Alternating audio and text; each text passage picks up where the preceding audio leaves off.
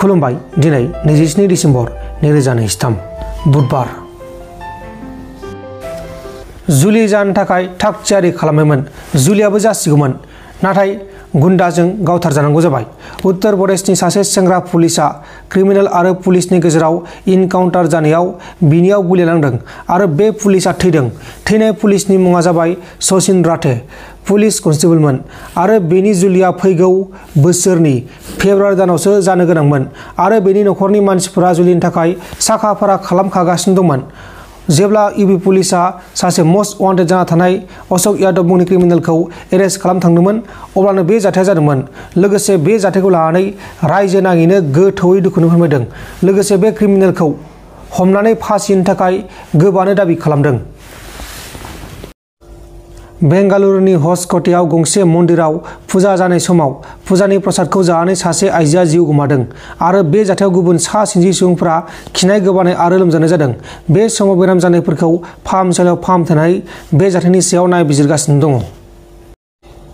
कामरुप जिल्लानि सिङाव थानाय बायहाटा सारिआलियाव आलफा उदां उदखारि आफादजों लोब्बा थानाय दायाव सासे दायनिगिरिया पुलिसजों गुलि गावजानानै जोखोम जादों गुलि गावजानाय दायनिगिरिनि मुङा जाबाय प्रान्जल दास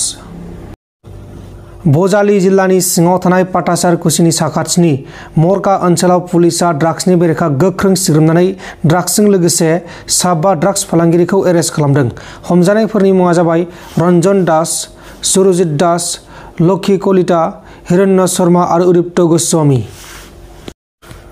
अरुणाचल प्रदेशनि तिराबाव आसामनि सासे सुबुंनि गोथै सहखौ बोखांनो हादों थैनाय सुबुंनि मुङा जाबाय सुजित बरा जरहाटनि थागिबि सुजित बराया गावनि लोगोफोरजों अरुणाचल प्रदेशआव बेरायनो थांदोंमोन नाथाय सुजित बराया माबोरै थैखो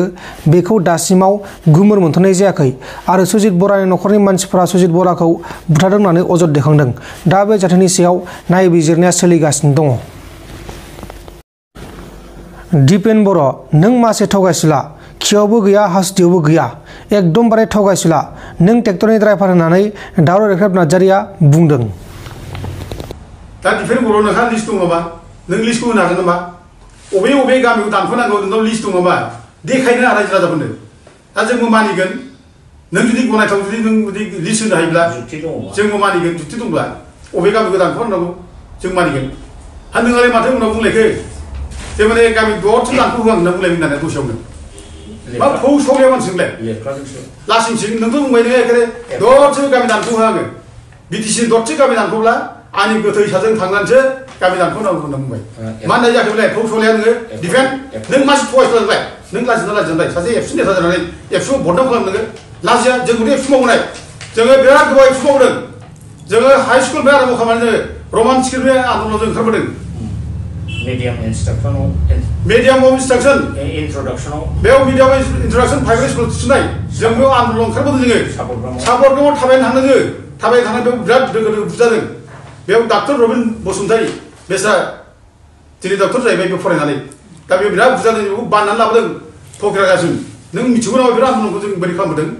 मिथिगौ नोङो बोरै जाबोदों उदयाचल आन्दलन जों खालामदों बेयावबो जों दंफायो दिनै बड'फा उपेन्द्र ब्रह्मनि आन्दलनाथ' आं फुरा दङ एकेबारे आङो फुरा बे बड'फा उपेन्द्र ब्रह्म आन्दलनाव आं सेन्टारासै दंमोन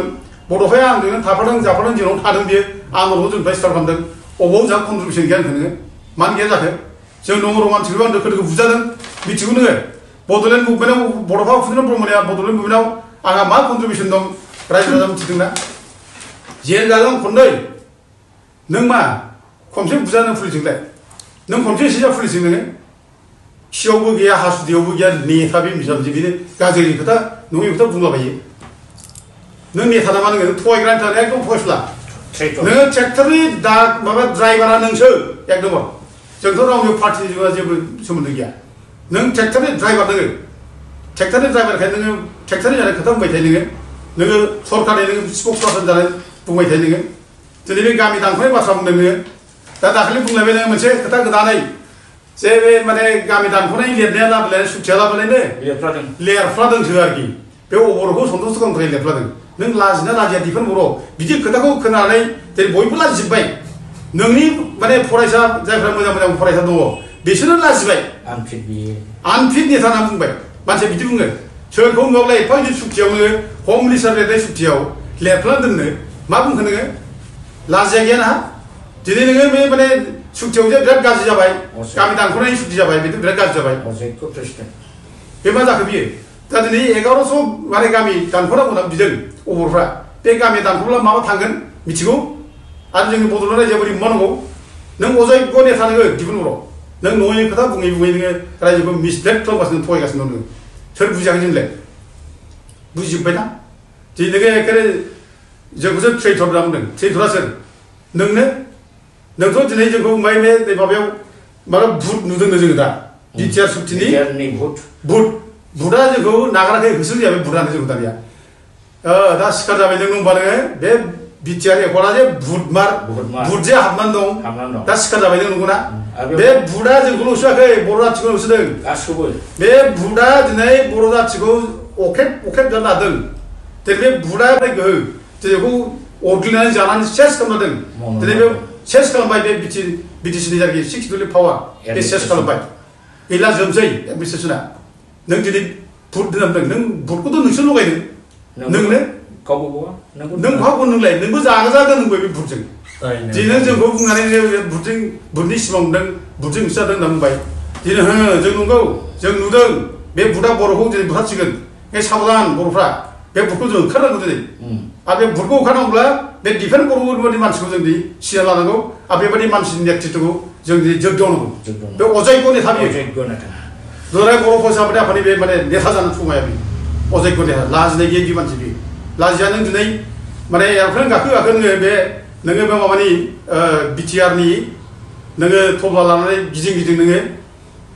माजों गिदिं नोंलाय एर'प्लेन गाखोनानै बिटिआर सुक्तिनि एकर्ड इमप्लिमेन्टेसन माबा माबि बुङै नोङो माने स्टार हटेलाव थायै नोङो